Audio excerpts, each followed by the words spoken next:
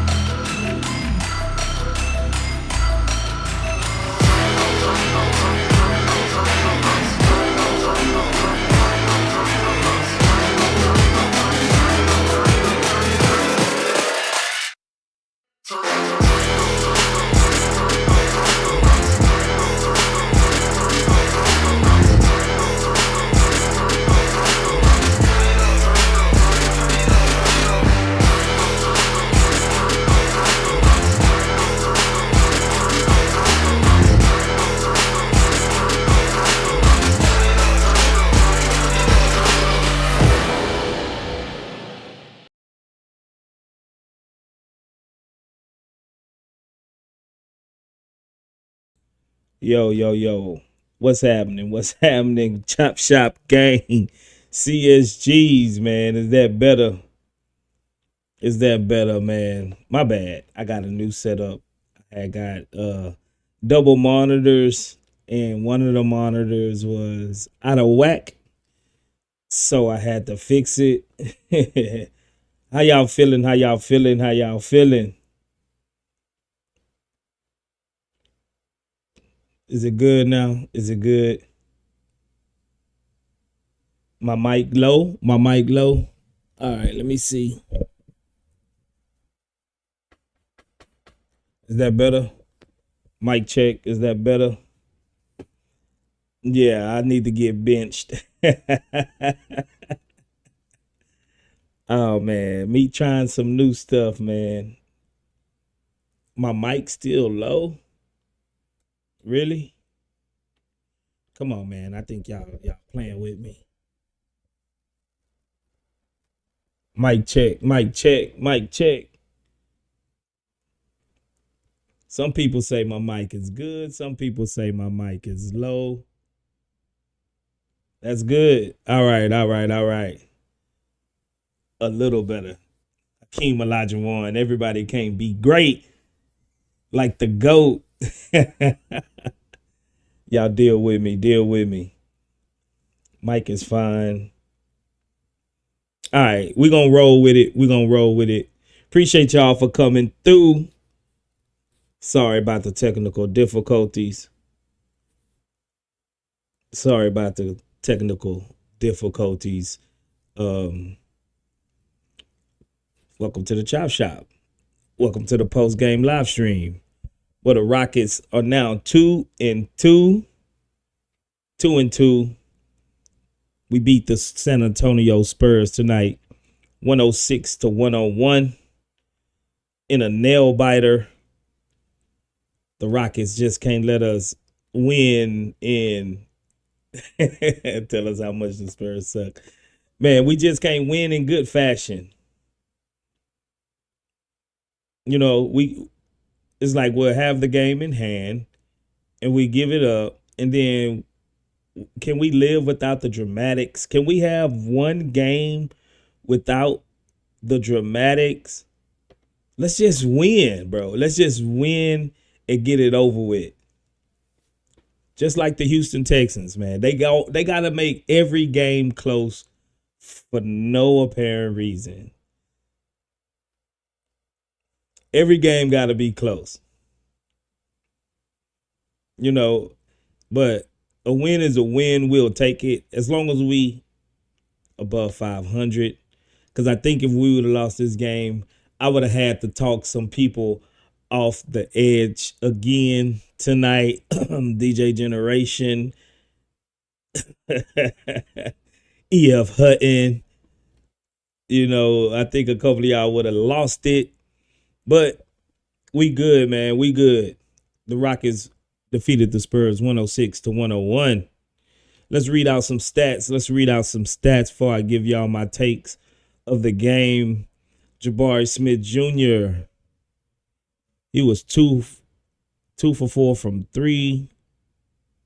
He played 29 minutes. My bad. He played 29 minutes, 5 for 8 from the field, 2 for 4 from the 3, 5 for 6 from the free throws, 2 big free throws at the end. He had 8 rebounds, 1 assist, a -1 with 17 points. Dylan Brooks played 37 minutes. He was 2 for 9 from the field, 1 for 4 from the 3-point line, 2 for 2 from the free throw line, 7 rebounds, plus 8 with 7 points. Alperen Sengun, 26 minutes, 5 for 14 from the field, 1 for 1 from the 3-point line, 1 for 2 from the free throw line, 12 rebounds, 5 assists, and 12 points. We're going to have a little discussion about Sengun against taller defenders, but we'll get to that. Fred VanVleet, he played 41 minutes. He was 4 for 14 from the field. Not great. 3 for 8 from the 3-point line. Hit some timely shots. 3 rebounds, 9 assists, 2 steals, a +4 with 11 points. DJ Generation with the super chat. He says, I'm standing on my word. They got 4 more losses before I complain again. That's good, man. A man of your word, man. I like that. I like that, DJ. Jaylen Green, the man of the hour. He played 38 minutes, 11 for 22, 7 for 13 from the 3-point line, 7 for 7 from the free throw line, 2 assists, and +8 with 36 points. Jalen Green was a madman out there. Jalen Green was a madman. Tari Eason played 22 minutes. He was 2 for 5 from the field, 0 for 2 from the 3, 2 for 2 from the free throw. I thought he hit a 3. I guess I'm tripping. 5 rebounds, 2 assists, 2 steals, a +3 with 6 points. Man Thompson met 19. He played 19 minutes, 2 for 5 from the field, 1 for 1 from the 3, 2 for 2 from the free throw line, 3 rebounds, 1 block, 1 steal, a +1 with 7 points. Cam Whitmore, he was 0 for 4. Played 12 minutes. He was 1 for 5 from the field, 0 for 4 from 3. Cam still haven't hit a 3-pointer this season, which is quite alarming in 4 games. But hopefully his shooting stroke will get there. 2 for 2 from the free throw line, 1 rebound, a -7 with 4 points. Steven Big Man Aquaman Adams, he played 14 minutes, 3 for 3 from the field, 0 for 1 from the free throw, 3 rebounds, +11 with 6 points. And Reed Shepherd only got 3 minutes tonight. 3 minutes, and he was 0 for. He had 1 assist. Why Reed Shepherd only played 3 minutes? If anyone know why he only played 3 minutes, please let me know. Please let me know. We might have to talk to Udoka. Fred VanVleet played 41 minutes at his age, shooting not so great. But Reed Shepherd get played 3 minutes. I mean, I think you got to get him on the court to get him in a bit of a rhythm. They not using him right, if you ask me anyway. You know, but I guess Udoka, he really wanted to win this game. So we know how coaches like that is. They're not really going to give rookies too much burn when they're really counting on winning the game. But we was up by double digits. We was up by for a while. I don't see why he couldn't get in then, but yeah. First quarter, we came out pretty good, not turning the ball over. I think we only had 1 turnover in like the first 20-some minutes, first quarter. half of the second quarter. We really didn't turn the ball over. We came out with some defensive intensity. We was paying attention to detail. We went up. Jalen Green, he was showing out. Şengün did pretty good in the first quarter. And then he kind of tapered off a little bit. Jalen Green was pretty consistent the whole game, as we see, by 36 points. Fred VanVleet, he came out. He hit a couple of, like a 3 or 2 in the first quarter. We came out. We were shooting the ball pretty well. Playing defense. And then, like always, we end up letting go of the rope. Let them start hitting some shots. Let them start getting some. We did fairly well on dribble penetration tonight. I think Şengün did fairly well protecting the paint. I think this is the second game in a row where I think his defense was probably a little bit. Nah, I'm not going to lie. He was pretty bad on defense tonight. Şengün was pretty bad on defense tonight. He was, at times, he looked pretty lost.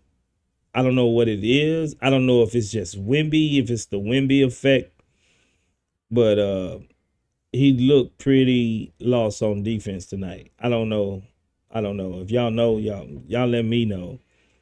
But good thing that Jalen was in his bag. He picked up where he left off in the fourth quarter of last game. And he showed out. Jaylen Green showed out. He's averaging like 26 points this season already in 4 games. This is the inverse of Jalen, of how we usually see Jalen played at the beginning of the season. Usually the beginning of the season is where he really, really, really sucks, just to be honest. But now he's look like he got it together, man. I'm not going to even front. I ain't going to even front, man. If it wasn't for Jalen, these games, I don't think we would have won the first game. I don't think the second game would have been close. The third game, he kept us in it against San Antonio. And now in this game, he pretty much won the game for us. Jaylen Green have been balling.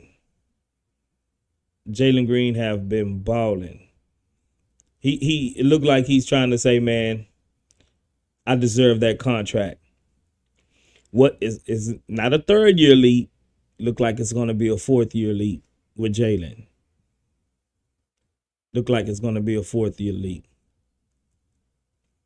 But all in all, I can't complain because we won. I'm not going to spend too much time because I want to get y'all reaction. So I'm going to go ahead and go to the Rocket Stock Exchange. Jaylen Green stock definitely rising. Putting on the show, earning his money, earning the bag. Jaylen Green stock is definitely rising. Şengün stock,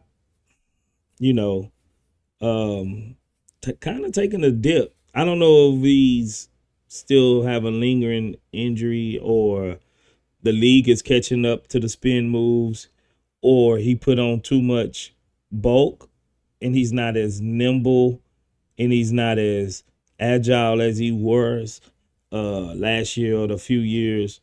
But it looked like he's, I ain't going to make no definitive statements right now on Şengün, but it could be just Wemby, though. Wemby could just be a hell of a defensive player that you just going to have to contend with. And he's so long and rangy, all the little spins and ups and overs, he's never out of defensive position because his arms are 10 foot long, So Şengün, it could be Wemby. I'm not gonna front. He deter every shot at the rim. If he don't block it, he's gonna make it hard for you. So tall, so long. I mean, It could be Wimby. Could be Wimby. But based off these two games, this game and the last game, his stock taking a little dip. His stock taking a little dip. Fred VanVleet, I still haven't seen the Fred VanVleet that we've been accustomed to. He looked a little bit better today, passing and assisting the ball. Um, it seems like he's almost more, I wouldn't say more effective, but he's been playing better this year when he's off the ball and he's letting Jalen initiate the actions and stuff, and then Jalen make the extra pass. He catch the ball, um, like on a catch and shoot type of thing, and he shoots it.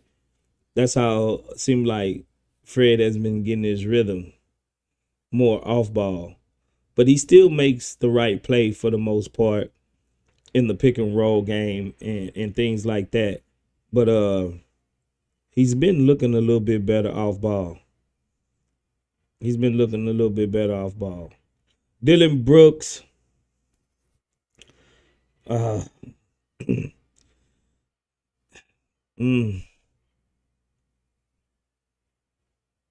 he's an enigma right now. Like I can't figure out Dylan Brooks right now. I'm guessing we are just gonna have to take the good with the bad with Dylan Brooks. He makes dumb shots as usual. His defense was pretty good. His defense was pretty good. And then last game in the fourth quarter, he played pretty good off of Jalen, feeding off of Jalen.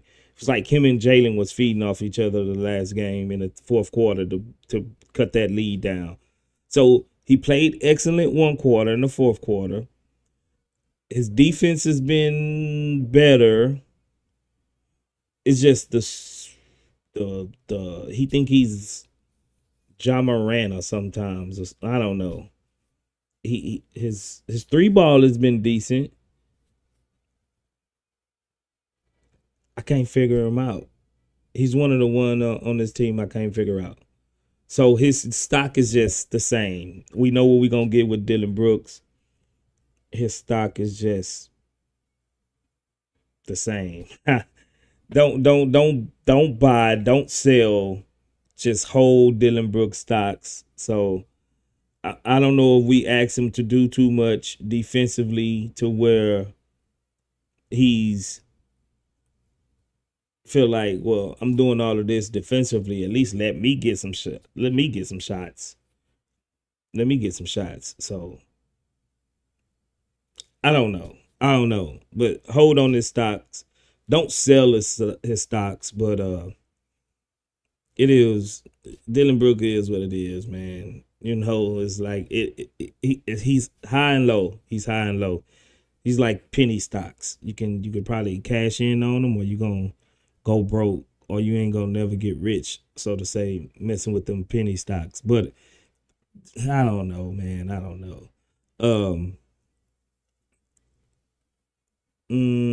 Tari Eason, mm, he almost lost the game for us.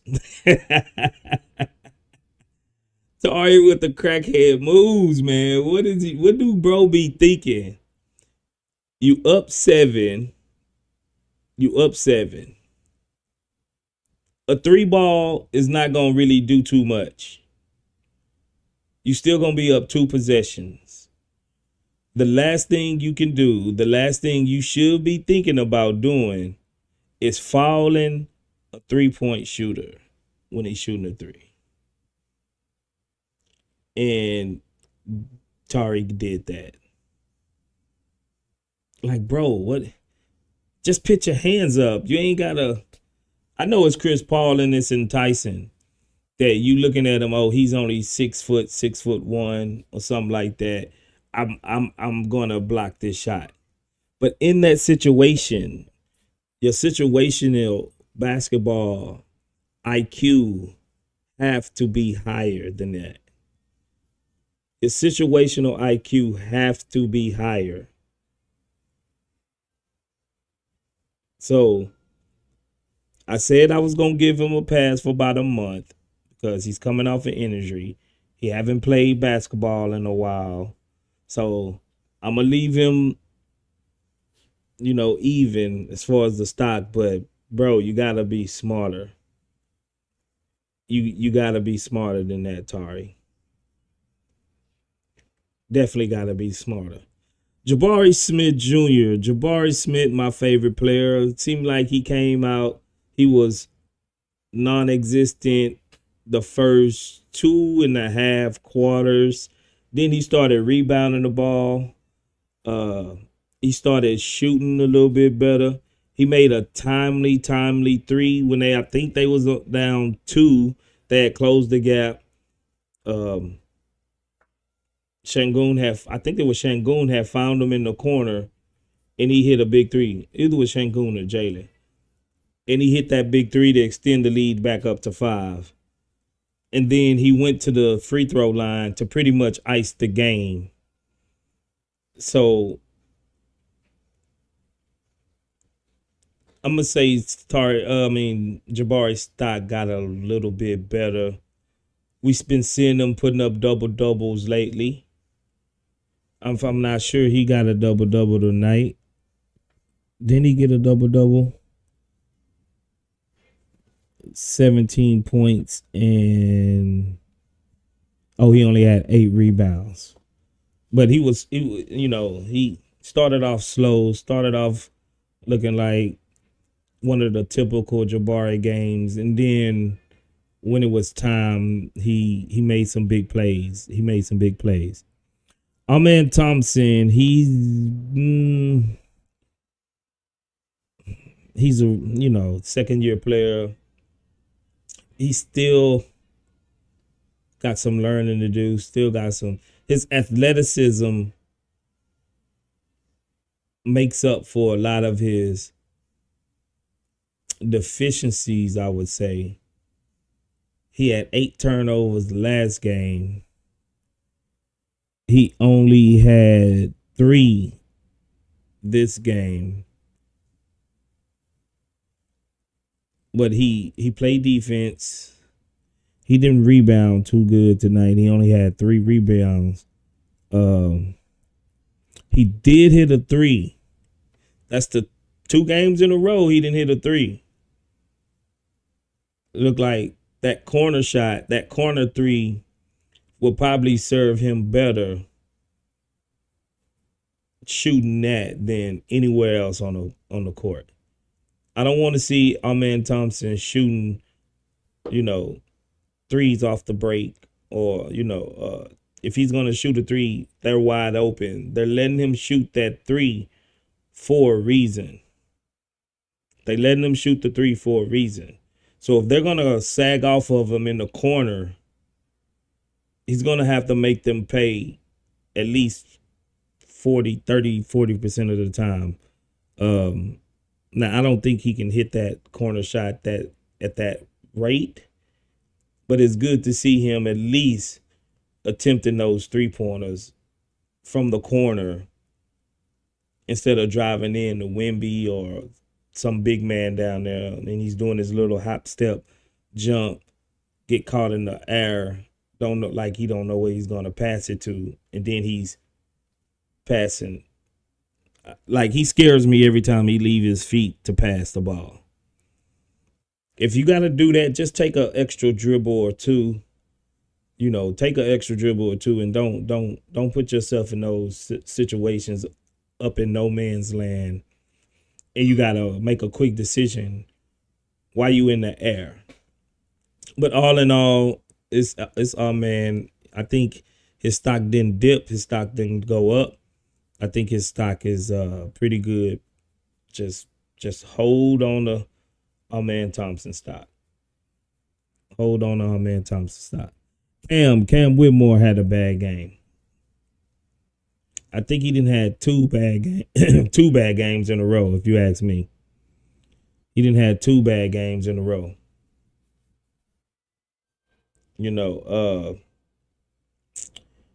I don't know if he's pressing, or like how Frank mentioned last stream, he's just so tunnel vision. But it looked like his dribble wasn't right. He shot, I want to say, at least 2 air balls from the 3. It's like he knows that he's over for the season from the 3-point line, and he's kind of forcing to try to get that monkey off his back. To get that monkey off his back. He had a bad game. In a win, I don't want to say anyone's stock is just dropping or getting too low, or so I give him that he it's a win. So I'm not gonna just say he needs to. I don't know, man. Cam, he's young. He's 20, but just hold on his stock. Hold on, Cam Whitmore stock. His stock stayed the same. Reed Shepherd, I think he needs to get better shots. I think they need to scheme for him better. I think they need to use him correctly, run him off some screens, get him some open threes. And I think that'll do him justice, and that'll make him look a little better, at least shooting the ball and being comfortable. He don't always have to be on ball. He can do some off the screen actions and things like that. I wish they would get him off the ball and run some type of screen action plays for him, So, but 3 minutes, I don't expect him to do much in 3 minutes. Steven Adams, stock rising. He was 3 for 3 from the field. When he's out there, he's a physical presence. And when we seen the dribble penetration, when he was out there, his presence alone stopped them from trying to lay the ball in or do anything at the rim or in the paint. Just his presence out there. You could tell once they got in there and they seen Steven Adams, they're like, oh, hold on, let's dribble around, reset. Let's see if we can get a long jump shot. If you notice when Steven Adams was out there, wasn't nothing happening in the paint. They was taking long contested twos or trying to hit threes. And then his pick and roll game, he creates so much space. I see why Russell Westbrook loved him, because coming off a Steven Adams screen, that's a big old body the defender got to go around. And I think Jalen and Fred VanVleet, they utilize his screening pretty well tonight. Pretty well tonight. So Steven Adams, when he's healthy, look like he's fairly healthy, stock rising. And that's pretty much everybody that played. Now let's get to the defensive player of the game. Defensive player of the game. It's kind of a hard one, bro, because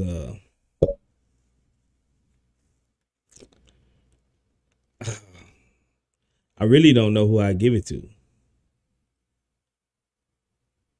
Truthfully, if I have to give it to anybody, it might be Jalen. It might be Jalen. Jalen or Dylan.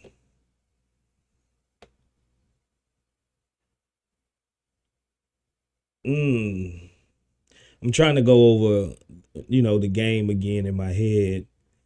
I think Dylan, I'm going to give it to Dylan because if you notice, Dylan was guarding Wemby.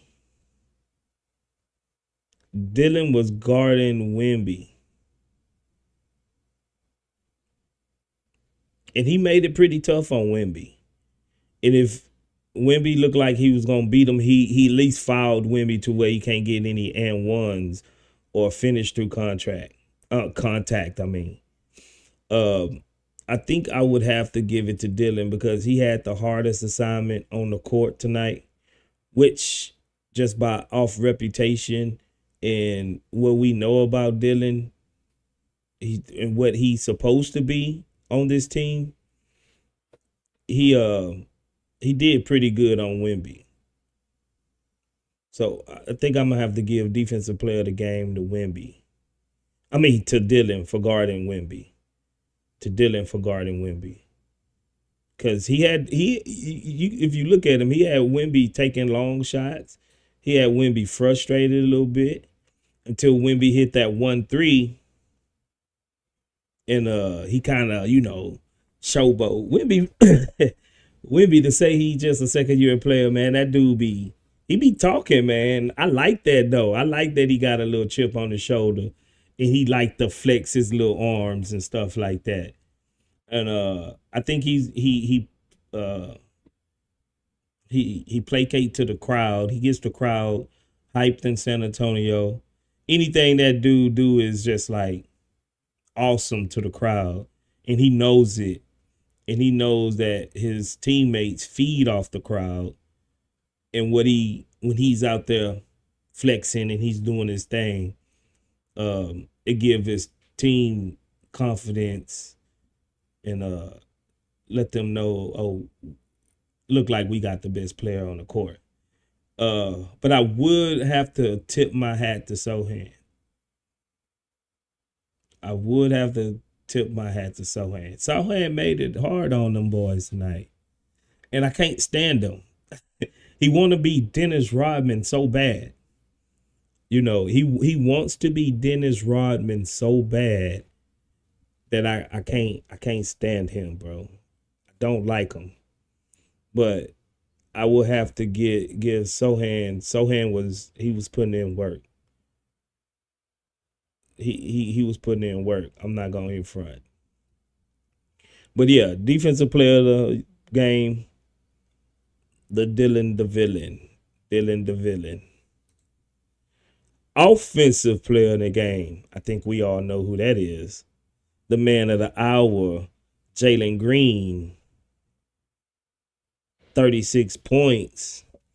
11 for 22 from the field, which is over 50%. That's great.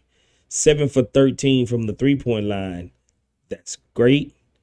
And playing defense, that's great. He was a +8 with 36 points. He did have 4 turnovers, but the thing is he's been playing more on ball and he's been making the right passes. This is what I'm more impressed with about Jaylen. He's scoring efficiently for the most part. And when he's initiating the offense, he's making the right play for the most part. And he's not forcing anything. He's drawing fouls at a high clip, which for a scorer does a lot for your offensive game. Just like tonight, he went to the line and he shot 7 free throws. Once he can bump that up to like 13, 14 free throws a game, he'll damn near average 30 points. If he start playing like this. And this goes back to what I was saying a couple of streams ago, that we need that uber ultra athletic point guard, or I wouldn't say point guard, but the guy with the ball, the initiator of the offense that can apply real life rim pressure. Fred VanVleet can't do that. That can apply real life rim pressure and make the right play after he penetrates the lane, after he penetrates and gets into the paint. And we see the difference that Jaylen have been making when he's initiating the offense, because the whole defense got their eyes on him and they shift and they shade towards his way. And then when he makes the right play, gets to the open man, now the defense has to scramble. And when they in scramble mode, the guy he hits with the ball, they swing it. And I seen a lot of that tonight. More unselfish basketball play, like real unselfish play. Just because you're open and you receive the ball off of the dribble penetration, that doesn't mean there's not a better shot to get. You get it and then you swing it and make the defense truly have to scramble, because someone got to fill in, someone got to fill back, someone, and you steady the ball's faster than the player. So keep swinging that ball, and it's always a better shot to get once you got the defense scrambling. And I believe that made a big difference tonight, that Jaylen was on, and when he dribble penetrated, he found the right man, and he was hitting his threes. Now, EF, I might have to apologize to you, player. I might have to apologize because he shot 13 3-pointers again tonight. The other day he was 15. And most of them wasn't bad shots, but in the moment when you're looking like, man, Jaylen just jacking them.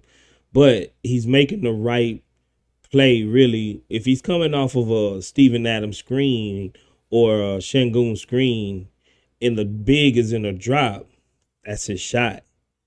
That is his shot. And more than often we've been seeing, he's been taking those type of shots.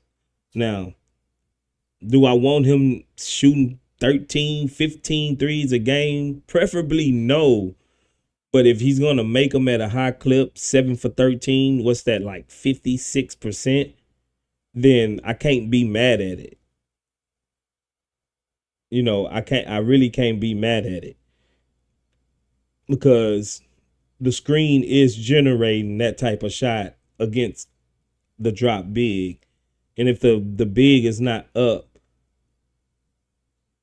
up the court to where he's eliminating that space, that gap from off the screen, then he has to shoot that, because that's what the defense is dictating him to do.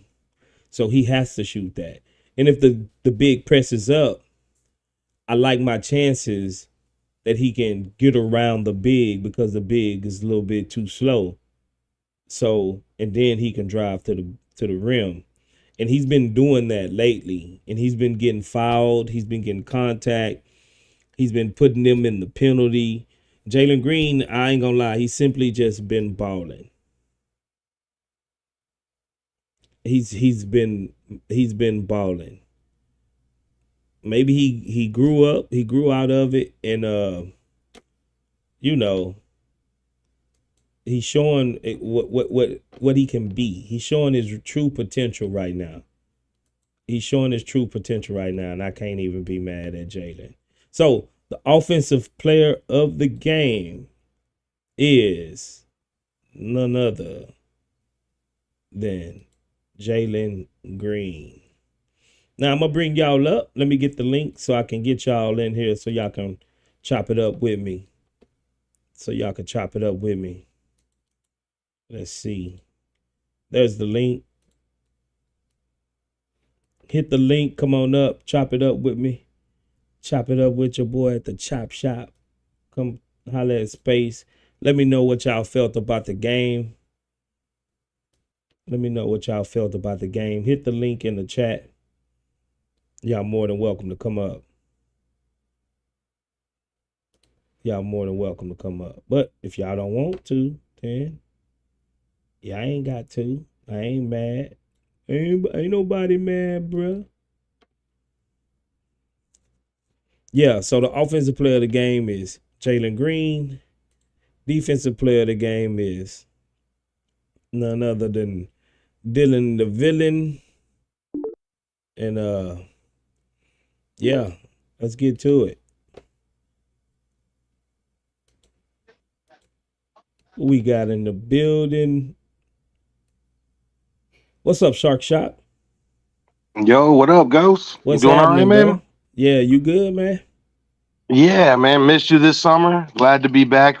We got the season started. I've watched 3 or 4 games now. I got a little bit of an idea of what this team is doing. Mm-hmm. First off, props tonight to Ime for kind of revamping the defense to really focus on getting the ball out of Wembyama's hands, trying to frustrate him. I felt like that wasn't there the last game. So props to him on that. I think MA really deserves this win. Because I didn't see like any kind of superstar performance aside from Jalen Green. Jalen Green did amazing tonight. But like aside from Jalen Green, like I really don't see what the rest of the team did except kind of run MA's defense to get that ball out of Wembayama's hands. Mm-hmm.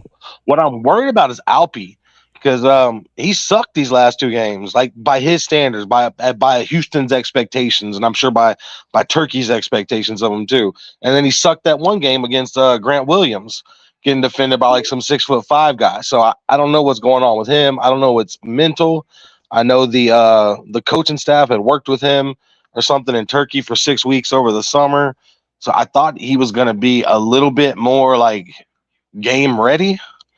I'm not sure what's going on with him. I don't know. Have y'all heard something? Is he injured? Like he just seems slow out there. It seems like he's Nah, slow right I now. I think it's I ain't gonna lie. I think it's Wimby, bro. I think these last 2 games it's been Wimby. I haven't heard he was hurt, so I'm not gonna give him no hurt excuse. Maybe it's conditioning. Maybe he just need to get back into game ready shape because you remember he took like 2 months off the last year, so it's been longer him not playing than anybody else on the team. So maybe he just need that extra 3 weeks or something to get his sea legs under him and his gameplay legs. You know what I'm saying? But I haven't heard if he Yeah, was that hurt or makes anything like sense. that. Yeah, I'm just worried about him. I just feel like he hadn't looked right this season. Not where I want him to be at. Um, but yeah, I think he'll get it together. I did notice when Steven Adams came in the game, there was like kind of a change in tempo.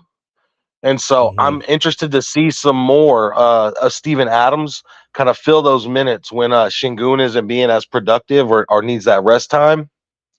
Because it seemed like just there was something flowing about the offense, the way Fred was moving around him. He just has a lot of gravity. He just takes a lot of space. He's like a very Yeah. wide man.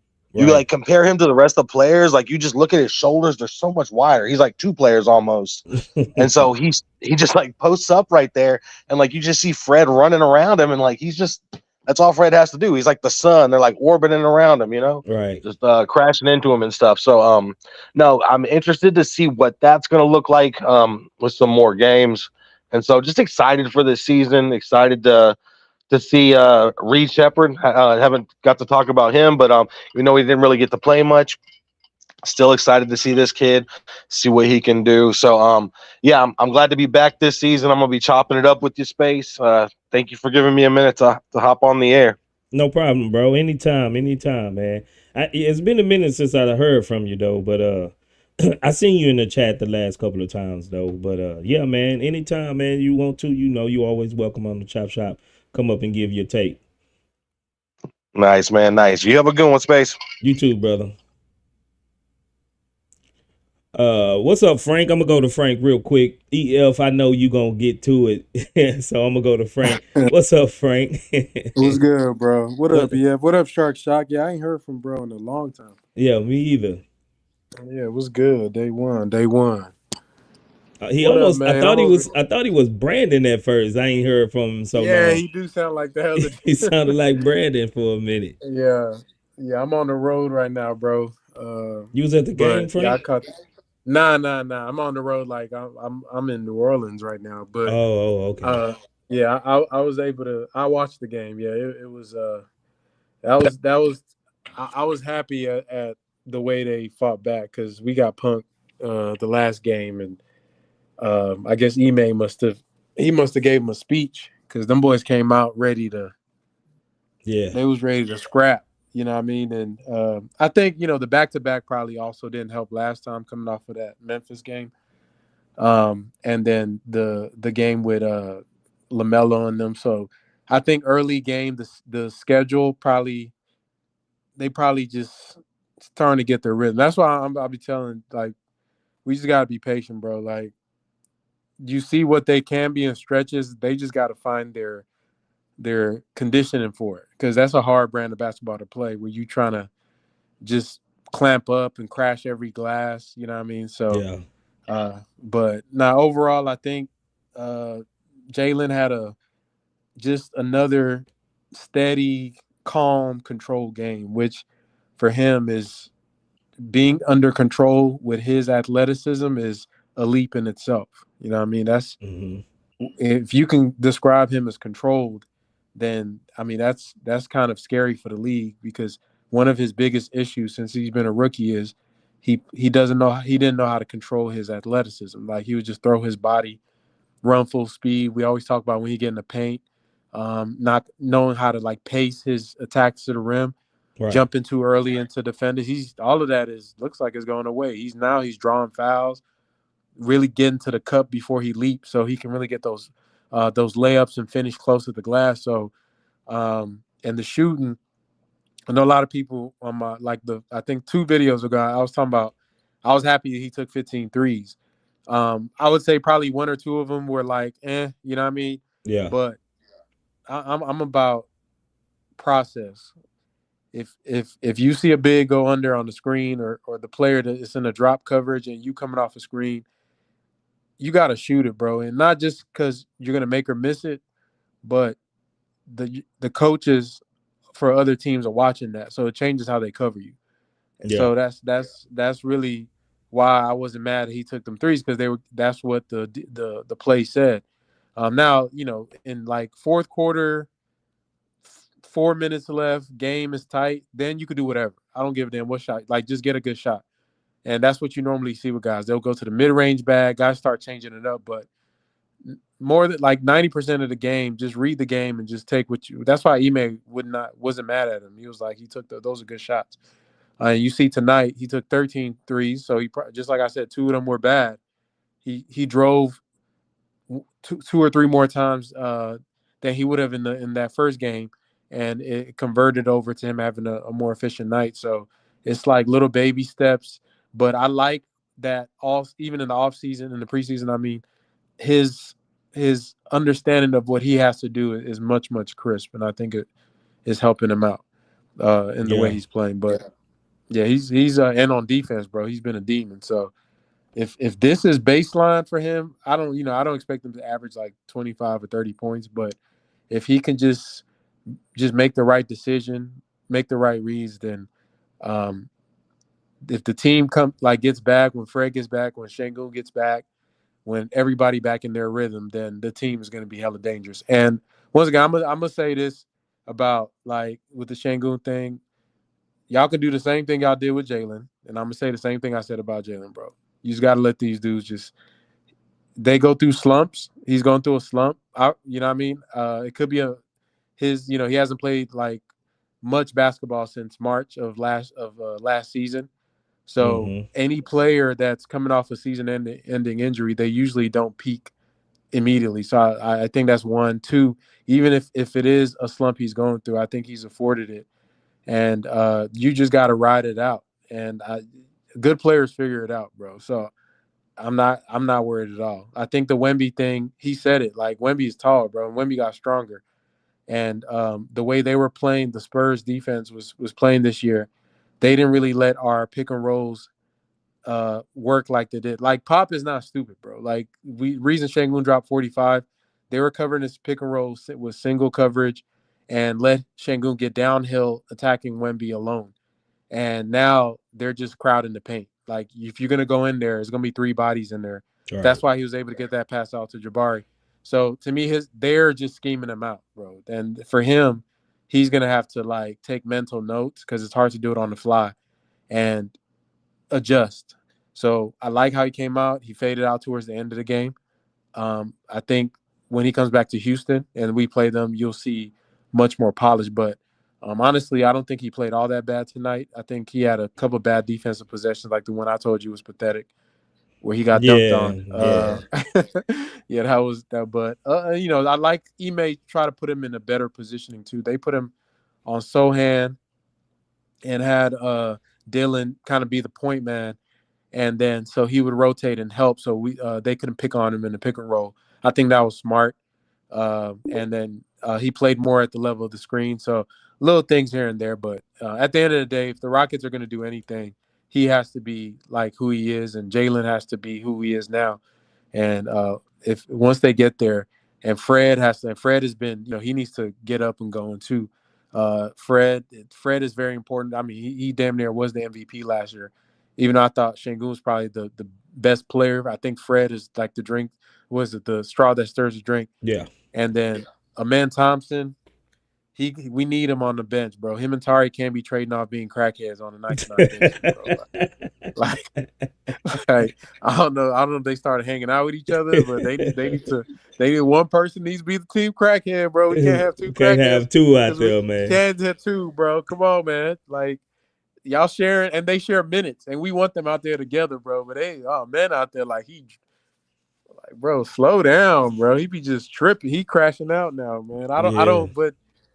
don't know what's gotten into him, bro. Like his thing is supposed to be like the polished, mature, mental. But I don't know what you think about that. But I hope he slows down. And then lastly, I would say Reed. You would ask why Reed didn't play, bro. I mean, he looked scared, bro. I ain't gonna lie. He just looked like looks like the lights. Deer What in the the meme say? headlights, huh? No, what that meme? The lights were too bright, Lights bro. too bright. He's Yeah. just young, bro. That man was eating pizza and going to the movies with his homies like a year and a half ago in high school, bro. Yeah. So and he's not like a physical specimen, so he's already undersized. So he just needs time, bro. He'll get it. But like he did one of them things again that was like, bro, just shoot it. Then he just kind of, the play I'm He talking about. hitched. Everybody knows the play Yeah. I'm talking about. Just shoot it, man. He just gotta. I think we brought him out there when they were playing zone to shoot, bro. And if he doesn't shoot, he doesn't need to be out there. Like simply Exactly. put, bro. Literally, they subbed him in when they went to zone and put him out there, and he's still not shooting. So that's probably that was what I thought. Yeah, man. What's your take on Dylan Brooks guarding Wemby? Where you think that came from? Now, I mean, remember last year he guarded him and was effective. I think the book on Wemby right now is he's weak. You can get under him. He takes Mm-hmm. terrible shots. Like his shot selection is terrible. So you want to force him to not come inside and be a post present. They want him to play on the perimeter because if you do that, you win. When Wemby figures out that he's 7'4", Yeah. and like if he would do his work early and get anywhere in the paint, bro, he could shoot like you saw that shot he hit over. I think it was Jabari or Dylan. It It was was over like when he Dylan. in It was the over Dylan. Dylan, like bro, he could have hit 10 of those 20 of tonight. them. Yeah, Yeah. but I don't know. He think he doing step backs and stuff. Like He want to be Steph Curry. shoot all the step backs you want, bro. Every time you shoot a three, that's a win for the defense. Yeah. That's how I see it. So, but I think Dylan is a good. I think that'll probably work for like this year. After this year, I don't think that works anymore because he probably gonna be too even skilled on the perimeter and get low because he got stronger. He They got say he stronger, put on man. 25 pounds of muscle. Yeah, he got stronger because he even though you can move him, he's not as easily movable, and he just feels like he knows what he's doing now a little bit Mm-hmm. more than a rookie that's just out there lost, just trying to like figure stuff out. So that Olympic series probably put a lot like that. Probably got him right a little bit going against Team USA in the championship. Those type of games are huge for development. So Yeah. but he a beast, bro. I ain't gonna lie. That dude cold, man, and he's gonna be a something to be dealt with for the next few years, man. So we got our work cut out. For sure, man. I agree. EF Hutton, what's good, EF? Could it all be so simple? But they rather make it hard. Yeah, Man, they now, do. it was a simple game, bro. I mean, overall, it was just like Frank said. They came out, they stuck to the script. You know, everybody played in their role, and when it seemed like people was finna get out of their roles down the stretch, they start playing team ball, and that's how we eventually closed out the game. Yeah, I'm not gonna blow my own horn. Like I say, if you want your horn blown, you need a friend. So I'm not gonna blow my own horn. But we do know, you know, Jalen is a scorer. He was sitting at the thing. They say, what did you learn about yourself this year? He said, oh, I'm a bucket. He's a scorer. He got to shoot the ball. Yeah. So he's gonna shoot the ball. And just like I was saying last time, he's gonna have some up games and down games because right now he's a streaky shooter. But he can get on the scorcher and Uh-oh. We lose EF. That boy on that what's his name? What's our dude name? 6C. He on that Charlie Watt. Yeah, he on that 6C Charlie right now. He's still in there, man. I think he just got a low signal. But EF, I did apologize to you. I said, hey, they giving them shots. Jalen gotta take them. So I toot your horn for you. Until EF get back, man, we gonna move on to Omni Reality. What's good, Omni? Yo, What's doing? Ghost, what up, bro? What's happening? Frank, what up? Hey, you in the NO right now?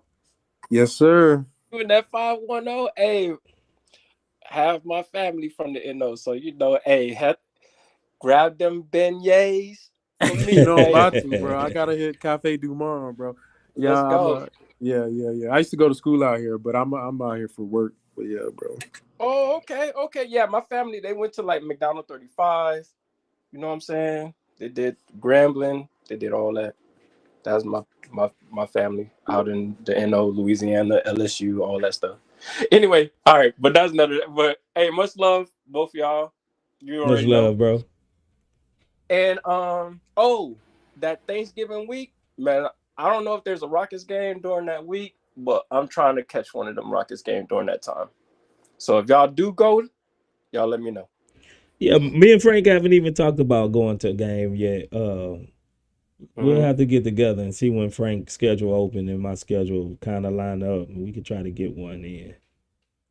Please do. Whenever it is that y'all do it, let me know because I'm gonna do it too. So I can come. I'm gonna holler at y'all.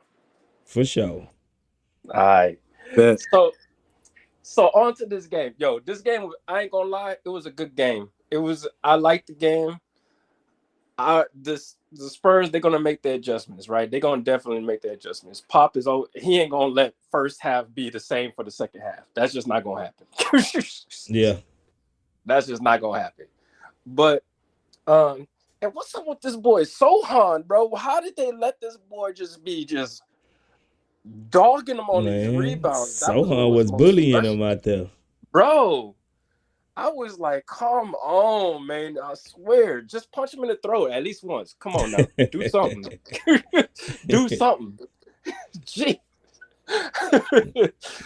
And then yeah, the thing that I was like, one of the biggest things, my boy Shingun, he seemed kind of out of it, but he wasn't at the same time. And I get it because of, playing against Wemby.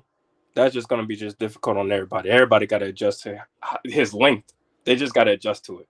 Yeah. I think that they probably could have did a little bit better scheming against it. Just weak side, I guess. Do something, but don't try to like one hand dunk on Wemby right there. Yeah, that ain't smart. Don't try to. That ain't smart. That's just not. And but at the same time, one thing that I do like so far this season is that all of y'all know the rhetoric, Shagun, and Green can't play together. Y'all already know. I'm gonna call Mm. that cap because right now that's kind of looking okay. That's kind of looking fine to me. We just need time. We just need time Hey, because that is weird, huh? How that just disappeared when. Remember, they were saying that Jalen couldn't play good with With because Shangoon on the Şengün was court. hurt. exactly. And I'm just like, so where is all that right now? You know what I'm saying? Where is everybody? What is they talking about? Where is that? Because right now, for me, it seems like they doing all right. They ain't doing great, but they doing all right. They figuring it out. You know what I'm saying? Yeah. So that's what I like. I kind of feel bad for Cam because I feel like his confidence is hella shot. Like, I don't know.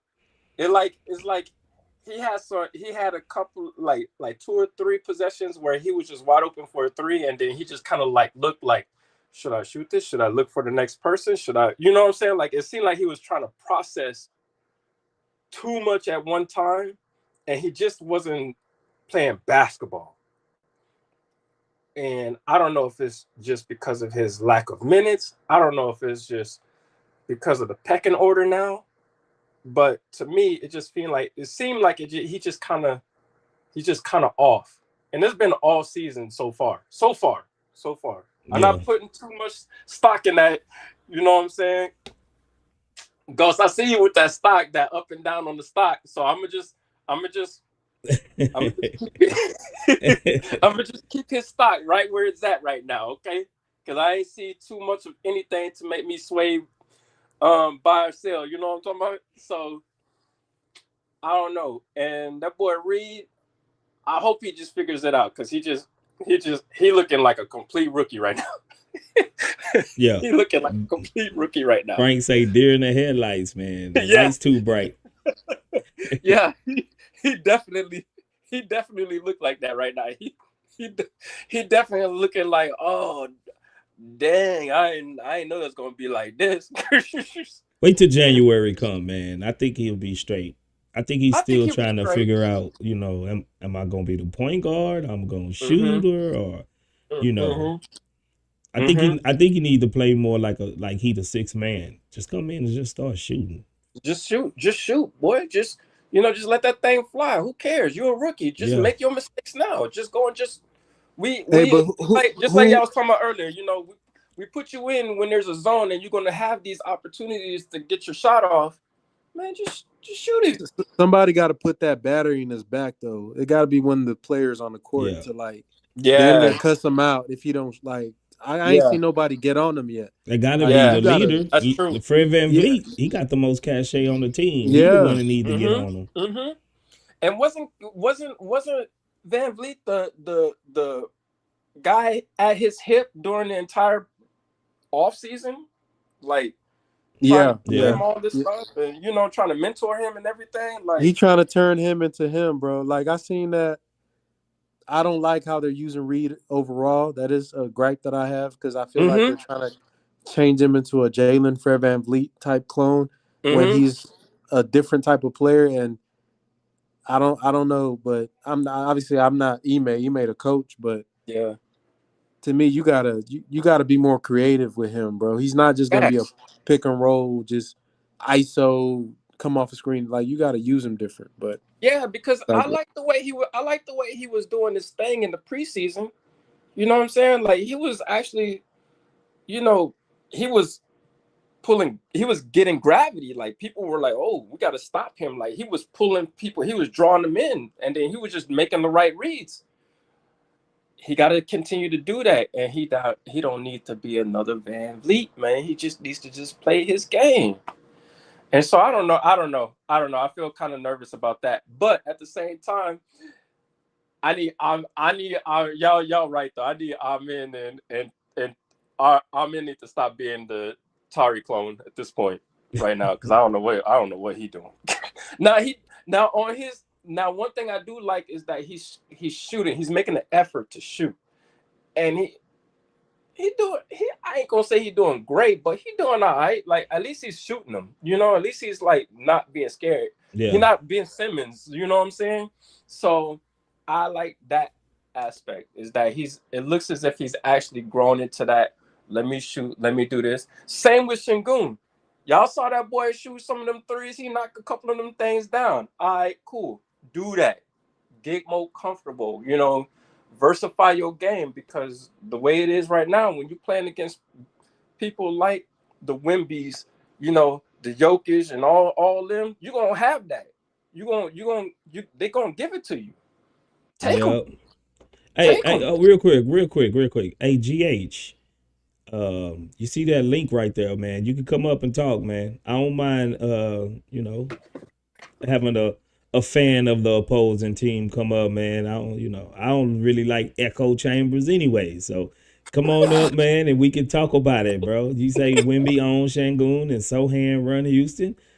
Come talk about it, man. Come talk about it. And we only got 29 likes on this stream. We got That's 114 facts. people in here. I don't know how we only got 29 likes, man. Y'all need to hit the like button, bro. It take That's facts. 0.2 seconds to hit the like button. Hit the like button, man. Show us some love. That's all we ask. It get us out in the YouTube algorithm. Go ahead, Omni. Oh, Ghost and Frank, y'all. Do y'all have some Reed shirts? Some Reed. Nah, I gotta we gotta make some that's coming, bro. All I right. forgot somebody had asked like in the preseason about so I got a design I'm thinking of for it, but we'll get those out. As long as they got like a book on that thing or something, you know what I'm saying? I ain't just saying. I'm just saying. He trying to slide in the design on real quick. A book. But yo, but I'm waiting, boy. I'm waiting. Y'all let me know. When y'all dropping some extra stuff. I need to go. I'm gonna cop some stuff For from sure, y'all. for sure, for sure. Appreciate For it. sure. Appreciate it. Yeah. And but the game though was good. I'm just glad that I like this version of Jalen. I don't know. He kind of disappeared in the second half. Cool, no pressure. He came back in the fourth quarter and was like, "Nah, I need to get back to what I was doing," and he started doing his thing. So I'm very happy that Jaylen Green is actually starting to show that that last season from what was that, the All-Star break all the way to the end, that wasn't a fluke. Yeah. He took it serious this offseason and said, you know what, I'm not gonna have Rockets Chop Shop talking about me like this. That this is a fluke. This is not gonna be a fluke. We gonna run this thing. So I'm glad to see that he's doing this thing.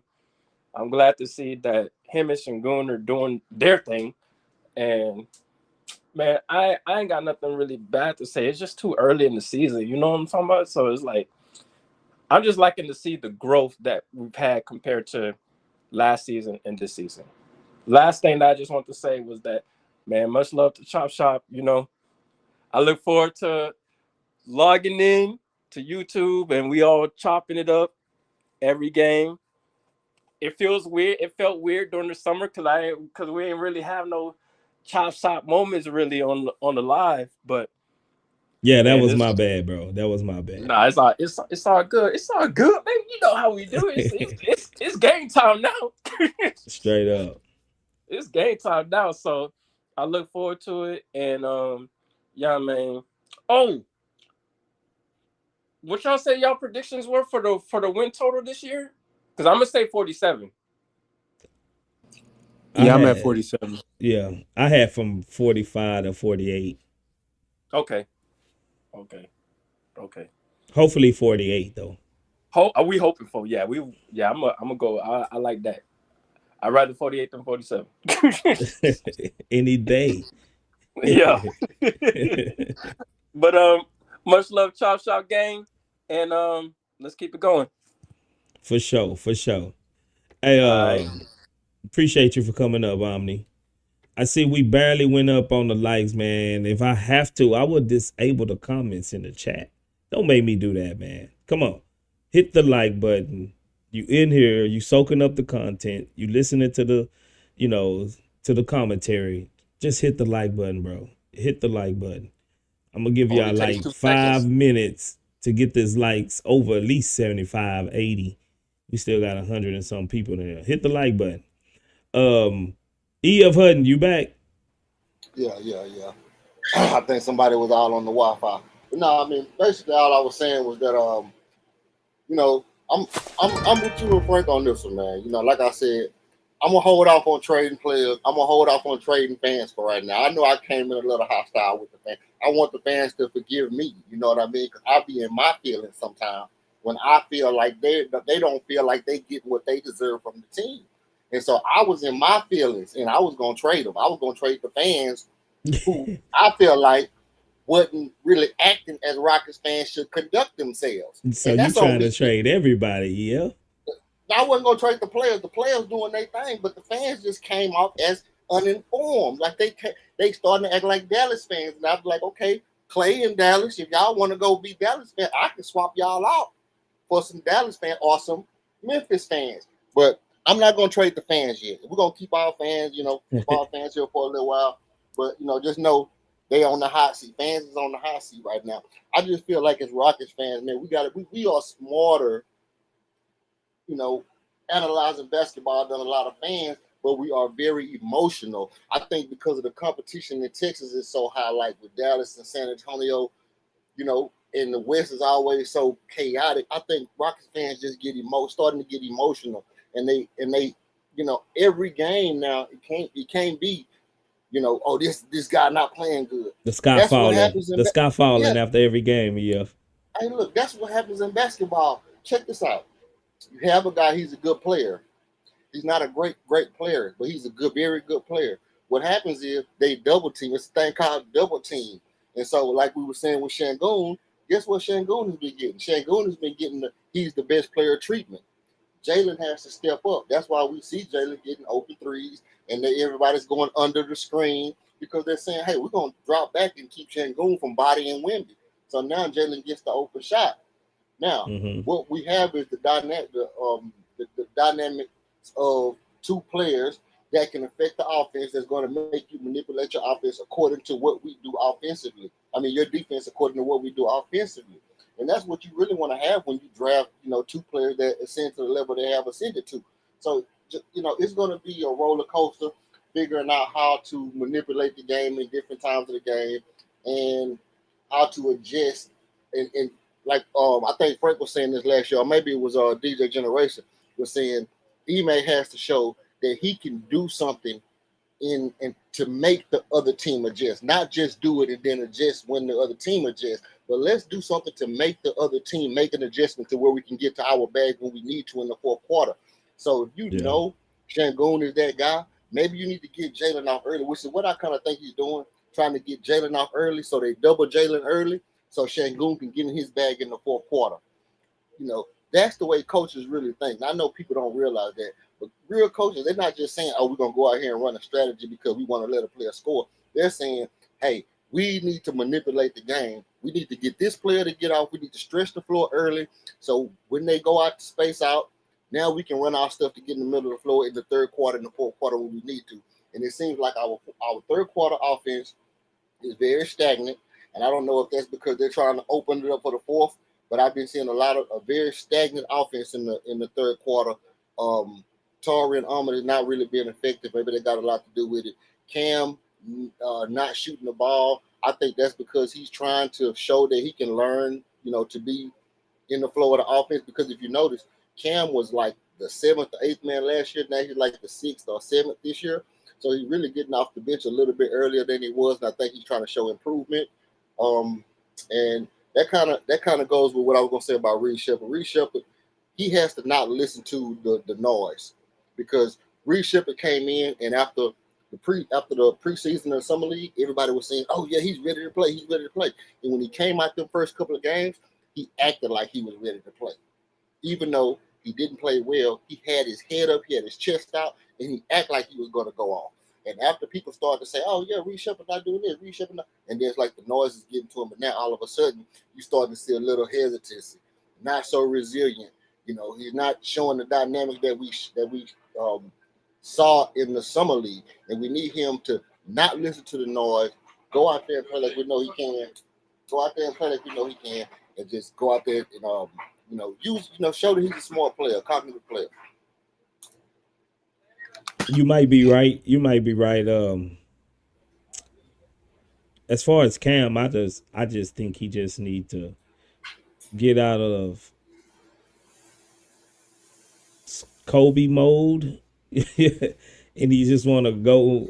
I mean, even Kobe used to pass the ball sometimes. Cam, he want to go to that rack no matter what. You know, he every shot is a good shot to Cam, and but I do think he's pressing the 3 point because he haven't hit one, and when you on a drought from the 3 point, and I think he's pressing it today. We seen him. He was frustrated.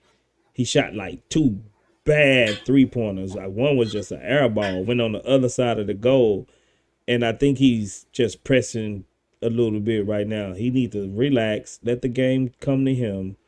I don't think the game has fully slowed down for Cam yet. But once it do, I think he'll be all right. But he just got to use more of his brain and a little bit less of his athleticism. You know what's bad? I think while EF was talking about the bench unit, I think they got too many potential guys on there. And I recorded earlier. I talk about that a little bit about kind of the big picture of the team's offense, but I think specifically the bench. If you think about some of the successful benches we've had here with like the Goon Squad, it's a bunch of no-namers, late round picks, undrafted players because they don't care about anything but just playing defense and hustling. And to me, if you put Reed, like the lineups that has been the most disappointing so far this year is Cam Reed. I think sometimes they'll have what's his name? Amen, Tari, Cam, Reed, and whoever insert fifth player. But those minutes have been terrible for us. And I just feel like there's nobody wants to do the dirty work anymore. Even a man like he want to attack the 1-on-4 fast break. Tari want to attack the 1-on-4 fast break. This guy want to get a shot off. Cam want to go in ISO. A man want to go in ISO. Tari want to ISO. Reed don't want to do nothing. So it's like they gotta play for each other, man. They just got too much going on. Like basketball so easy, bro. Like no matter how talented or not talented a team is, everybody got to play a role, bro. I don't give a damn if it's a bunch of kids or it's a bunch of dudes our age trying to hoop at the park.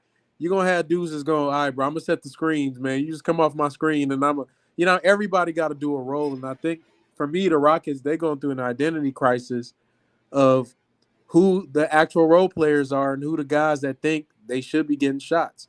Like I said this on the other live stream. In no world would James Harden be out there, pass the ball to PJ Tucker. PJ Tucker gets guarded by a player, and then PJ goes into isolation. You know what I mean? Mike D'Antoni will probably have a stroke right on the court, man. Yeah. So it's like I know we don't want nobody want to be PJ Tucker. That's the problem. Yeah. If you was drafted in the lottery, why would you want to be PJ Tucker? That's what I just was about to mention. I was about to mention that 3 of those guys, well, minus Cam, but Cam was projected to be a top 5 pick. Right. 3 of them is basically top 5 picks. Top 5 picks. Why would you want to be PJ Tucker, bro? If you're top 5 and you young, but that's the thing, bro. You look at OKC, guys plays roles, man. Everybody got a role. Everybody, bro. Everybody got a role. Yeah. Guys hit the boards. They're shooters. They're 3-and-D guys. Everybody got a role, bro. And it's just for us. And I talk about this in the video I record. It's like we stuck, bro, because I understand why Cam Whitmore does not want to be PJ Tucker or Trevor Ariza or any role player that Shane Battier. Like I understand because he's young on his first contract. He's trying, and he may be the star of the team. Like any of them could be the hidden star. So it's like you want them to play a role, but they're also young with potential to be hidden stars. So how do you balance that out? Because when it was Tate, KJ Martin, Garuba, them boys didn't give a damn. They just out there. They gonna do what they do and just run with it. Right. And we missing that. We need just regular dogs on the bench that don't give a damn about who get a shot. Yep. Yeah. Let's go to Kato. I was just Kato, Yeah, what's up, you guys? what's This is my happening? first time speaking up in here. What's going on? What's good? Did I say your name right? What's Yeah, good, bro? Cato. Cato's correct. Okay, brother. What you got, man? Yeah, hey, y'all pretty much hit on most of the points I was gonna hit. Like y'all said, what a fun game to watch, right? Kind of a nail biter there Mm-hmm. towards the end. Classic Chris Paul with that little push at the end where they called a travel on Jalen. I was over here like, oh come on, don't do this to me. But yeah, so we ended up closing it out. And the one thing I kind of wanted to hit on was just like how refreshing it is that like at the end of games, I'm not losing my sanity when Fred isn't in control. Like now I can see like give the ball to Jalen, let him do something. He's starting to cook a little bit. So and like he's not just gonna run into the paint, throw the ball off his foot, goes out of bounds, and we lose the game. Like we Right. could actually rely on JG to get a bucket when we need him to. So that's super fun to watch, and we've been waiting on seeing this too. I think it's a little bit ironic though that this year we're starting off and like we know Sengun's kind of that guy, and he's kind of having a slow start like Jalen had last year. I kind of just think that's funny, but also nothing to worry about. 4 games is such a small sample. Like he just got to warm up and get into the swing of things again. Like y'all said, he hasn't played since towards the end of last year or since March, right? Yeah. But besides that, I mean, everybody else, I mean, did their thing. CT Eason was, you guys already talked about that. I like that. I'm gonna put it on a shirt now. I mean, he just needs to slow down. He really just needs to slow down. He's trying to do a little too much, but I love Tari. Jabari, like y'all said too, slow start, but started to get his boards in, play some good D, hit some timely threes, good stuff. Fred needs to just get started too. He's a little older, might take him a bit longer. But overall, fun game to watch. Made me miss Chris Paul a little bit, seeing him do all that scrappy stuff at the end of the game. But overall, I like beating the Spurs, Texas rival. Good stuff. Love you guys' content, by the way. I'm always tuning in. So yeah, good to speak up in here, y'all. Appreciate you, bro. Appreciate it, bro. Appreciate it. Space, we got a super chat. You read my mind, bro. I was about to go to him. The first super chat was DJ Generation says, y'all think 47 wins will get us into the playoffs? That's hard to say. What was the mark last year? It was, I think, 46 or 47. 46, The Lakers were right? the 8th seed with like 47 wins, if I'm not mistaken. So I think this year, because the league is so competitive in the West, I think if you do get to 47, you probably are in the playoff. You might be the 5th seed. Because I Yeah. just think teams are going to lose. Everybody's going to lose more. Yeah. And then the tiebreakers is going to count more too. Who beat who, Like was the Spurs the worst team last year? Right? They were number 14? Or in the West, or was it Blazers? I think it may be the Blazers. It's between them two. I'm saying that to say we in a dogfight with one of the worst teams last year. That's just tell you there's no night given in the West. Oh no. Blazers just beat somebody pretty good the other day too. Or was that tonight? Who did they beat? They beat somebody and I was like, oh, okay, the Blazers, they ain't just no scrubs. You know what I'm saying? So yeah, the West deep. The West always been deep. 47 wins. I'm hoping that it get us there, but man, I really can't say right now. Holler back at me in like December. You know what I'm saying? And we can see how some of this is shaking out. Because I'm hoping 47 wins to get it. We got another super chat from DJ Generation, the chat boss.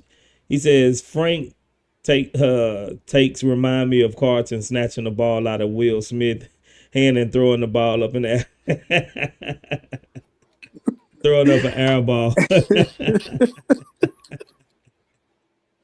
Oh man, you remember that episode? Yeah, bro.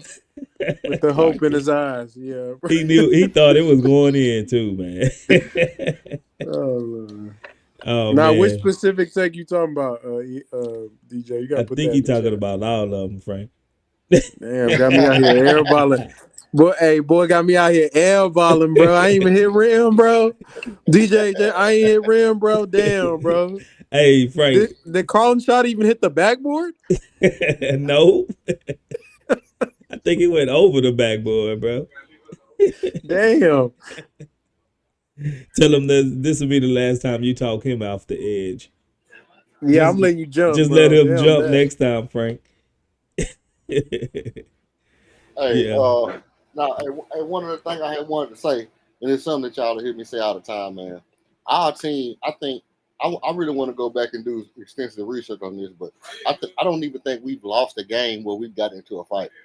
Have we ever lost a game where we had a scuff up or a fight? This team needs to play with an edge all the time. It's Like we got guys who are very emotional. and if you That's notice, it Yep. be Jabari. You know what I'm It's been saying? everybody. And when Jabari, when it's like he the one mainly needs to. I think all of them respond to the little scuffle, but I'm pretty sure more than half the time it was him getting into the scuffle, and then we'll see him uptick his play. Like he needs to be pissed off or and then something. We seen that last year. We yep, looking at it this year. him and Jalen. And it's like Jalen, if anybody in the team get in a fight, it's like Jalen take that shit personal, bro. And he Yep. just get to Yeah. going crazy. It's same. It's like it is a thing like we were talking about when Ime went and told Jalen, hey, that, they put Austin Reeves on the select team instead of you last year, and then Jalen went off and cooked it. And then we see the Or same thing. Go ahead. was it? Remember when what's The his name? Hawks. Nah. This was the old coach we used to have, Rockets legend that was with Silas. Oh Lord, I'm bald. Lucas, John Lucas, Lucas, John when Lucas. he Lucas. told Lucas. Jabari, Yeah. you gonna let Giannis sign your shoe next time. Yeah. That game where Jabari went up and guarded him and stopped him on a game-winning, like a game-stopping defensive stand Mm-hmm. after he Yeah, I got was at that game. embarrassed. So yeah, Yep. to your point, bro, like you got to remember, like Jordan and Kobe, they made up that stuff in their head. Like they be looking at a dude and dude ain't even do nothing. Like you talking about my mama? I'm like, no, Yeah. I didn't. Like Like, I no, don't you like talking? I don't like how you just walked on the court. Like And they you just gonna do find something. stuff to get Yeah. pissed off about just to play with that extra edge. So I think as they get older, they got to manufacture that level of intensity without having to actual fight. Because if it's just you getting in scuffles, then you being emotional, then it's unstable. So, but they got a channel where it's like they come ready, like almost like Dylan. Like we, I know we all have our feelings about Dylan Brooks, but yeah, he got that mentality, bro. That's why he's standing there. I don't know what he be thinking when he's standing there staring blankly at people Man. before the game. Like he He gonna eat probably his imagining face. you slapping his kids and doing all this stuff. Like Yeah. sometimes you got to do that, bro. So yeah, that's a good point. Yeah, for sure. We got us another super chat from DJ Generation. He says, "Nah, I'm saying how you said Cam and A-Man playing selfish." So he's saying they playing like they the ones that's taking the ball out of Will's hand.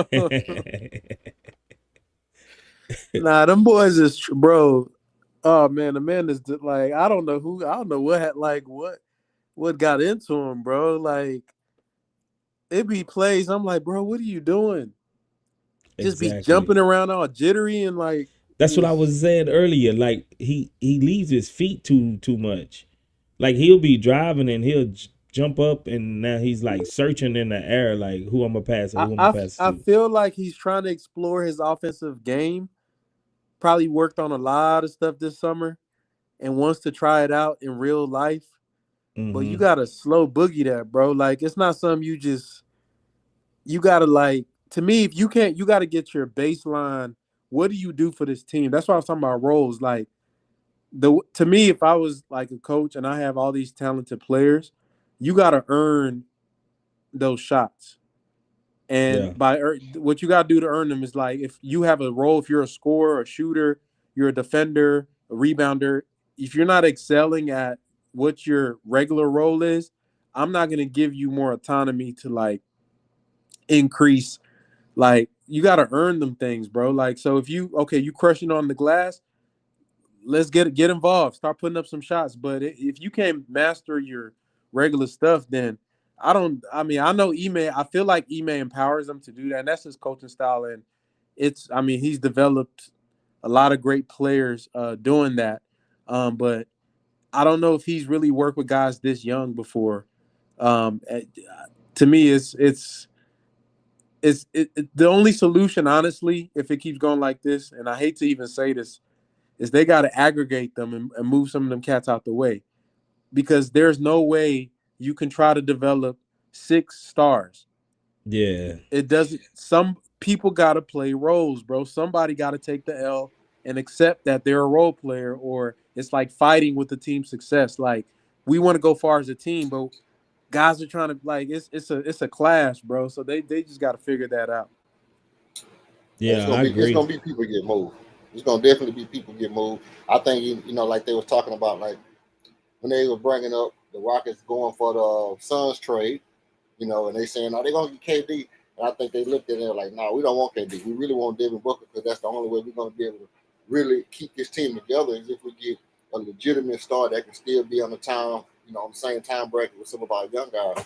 But KD got 1 or 2 more years before he out the league. But now I'm looking at it as like, if this gonna be Jalen, do we really need D Book?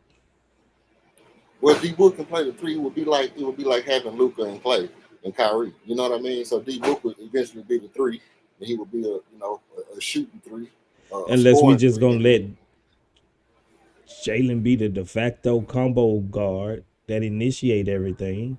eventually Nah, You know what I'm Reed Shepard saying? would be the nah, point guard or something. Like, I nah. think that'll I be a crowded backcourt. Yeah, I need a elite point guard if we're gonna make a push. Like, if Jalen is who, if he is, if this is him and he keeps getting better, because he still has a long way to go, consistency and all that. Because just like people praising him, if he has a bad 5 game stretch, everybody gonna want to cut his neck off. So let's keep that same energy. When all these guys will go through their slumps and struggles. But to me, like, that Fred Van Vliet role, like a more Chris Paul type of point guard that's really good. That is, and I hope it's reshared. But that's really, to me, we need somebody to set, because Jalen's job is to score. You're seeing, like, he's getting to all these buckets. His assists have dropped, and because guys ain't hitting shots either. Um, but that's he's doing his job. He's doing his job. That's his job. He's doing his job.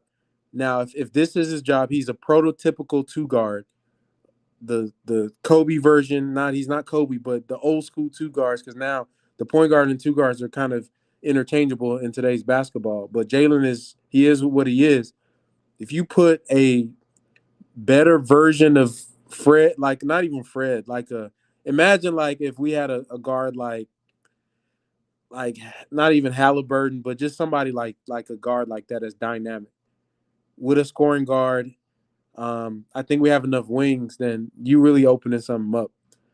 I think the power forward position could be upgraded if they were looking to also, a more defensive power forward that could weak side rim protect, and shoot, hit their old corner threes and stuff like that. Um, but if this is Jalen, I don't think you need Devin Booker, but I'm sure the Rockets would still want to trade for Devin Booker regardless and figure it out later. Yeah. I mean, D Book did. Um, he did play some point guard. You know what I'm saying? When before Chris Paul got there, and it wasn't always pretty. You know what I'm saying? Yeah, they was trash. Yeah, it Yeah. wasn't. It wasn't always pretty. But that's But he's Space. I didn't grown even think now. about that But he's concept. grown now, though. You know what I'm saying? Yeah, He's but even last year they struggled without an actual point guard on the team, yeah. Right. and that's Now, I what they mean, really need.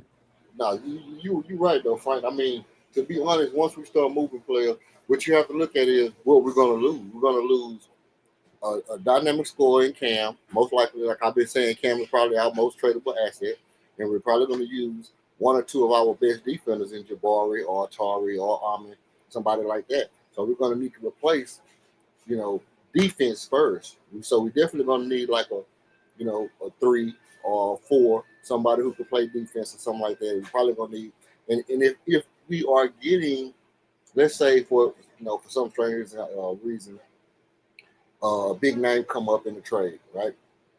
And I don't want to just think of nobody, but um, I'm trying to think of somebody who would require us to trade a Jabari, Atari, and maybe a Fred VanVleet.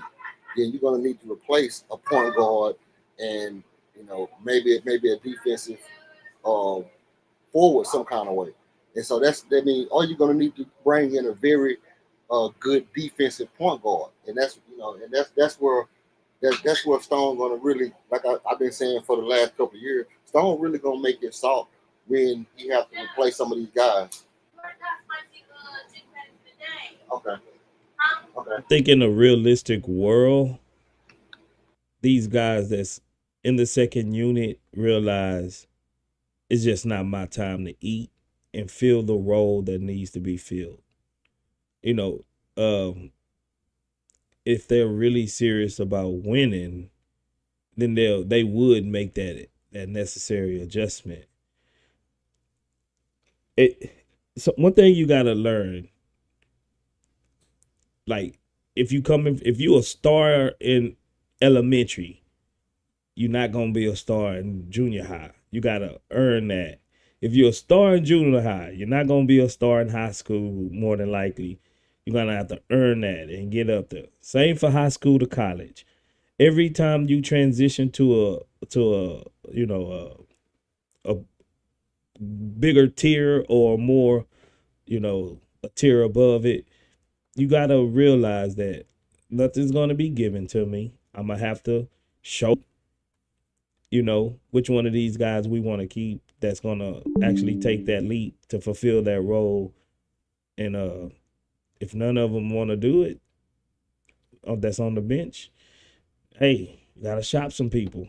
I would rather have role players that know their roles and do their roles very, very well than having just potential, stars on the roster that's not in the long run helping the team. Yeah, I mean, look, think about it. Name the best point guard in the league that haven't been in the league for 8 years. Probably Halliburton. Halliburton or Probably Fox, Halliburton. maybe. Fox been here for 8 years. I think Fox right at 8 years. Is he Probably 8 years Hallie, already? Yep. So you 7 or 8. Halliburton, LaMelo, Fox, LaMelo, Trae Ja. Young, maybe.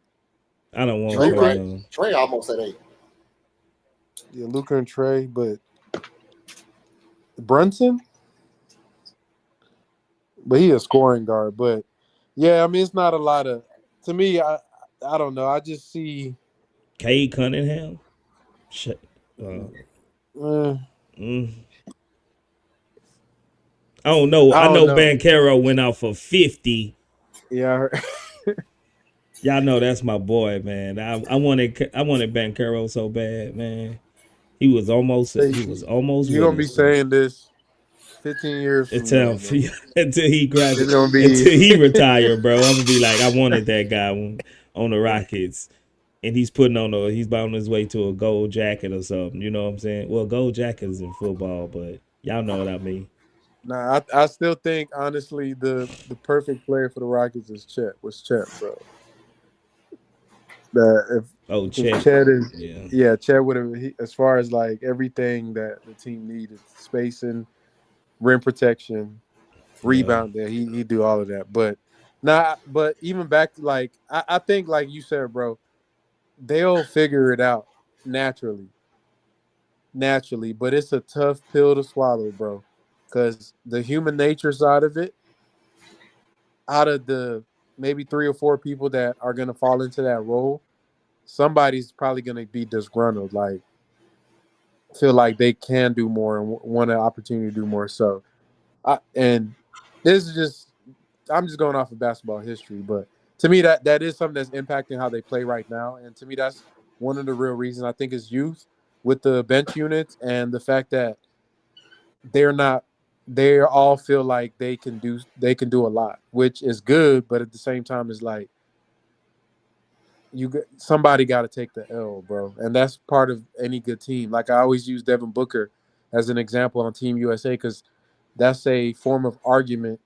You take the greater greatest example and set that standard and say that if the greatest can do it, You can do then it. everybody else can. You know what I Right. mean? If Devin Booker gonna play Pat Beverly on Team USA, and KD's gonna come off the bench and be Lou Williams on Team USA, why can't any other player in the world do that? You feel me? That's just how teams are constructed. So they just Yeah. got to do it. Yep. I agree. I agree. Um, Next game is Thursday against Mavericks, right? Yes, I think we play the Mavs, bro. I think that's gonna be Oh another Lord, tough is one. that away or home? I think that's on the away. I think that's away. Damn. I think we got 3 away games. This was Woo, bro. We one. got Luca Luca and Klay and Clay Thompson on the same Thompson, team. bro. Oh my god. Both of them usually kill us on separate Oh teams. Lord. Oh man, it's gonna be terrible. Damn, Oh bro. man, Oh my god, bro. Let's just hope they cancel each other out or something. we That's need a about to we be need a a bigger point guard, bro. I mean, I like Fred That's Van Vliet, bro, but leave bro, Fred alone, bro. these little point guards, hey, man, like hey, remember what I said last year, man?